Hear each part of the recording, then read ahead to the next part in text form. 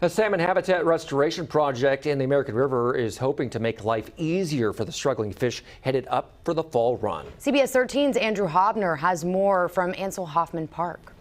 Yeah, guys, this area of the American River has always been an integral part of salmon spawning, fall run salmon in particular. But the populations have dwindled so much so that the fishing season for them was actually suspended for this year.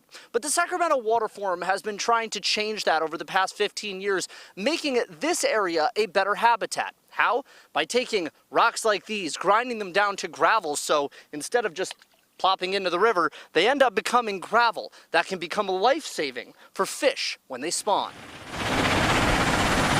Around 30 to 50% of the spawning on the river every year happens in our project sites. So we do know that this construction is very important. The Sacramento Water Forum is fighting for its fish. We've studied the river and we know where it's going to be the best conditions for fish to use, so we target our projects there. As the salmon population remains threatened, habitat restoration projects are becoming more common.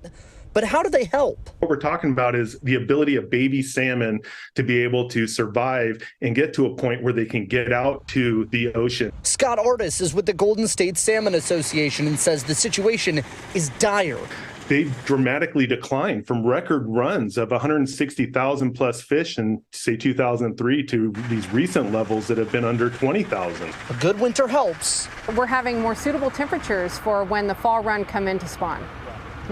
That cold water is very important for the fish. Projects like this can help restore salmon and steelhead and are really vital, but it's also important, and I think critically important, to make sure we also address state water policy decisions and actions. But Artis says that very water policy is actually even more important than the restoration. So if salmon don't get the water and the temperatures they need, then they won't be able to use the habitat.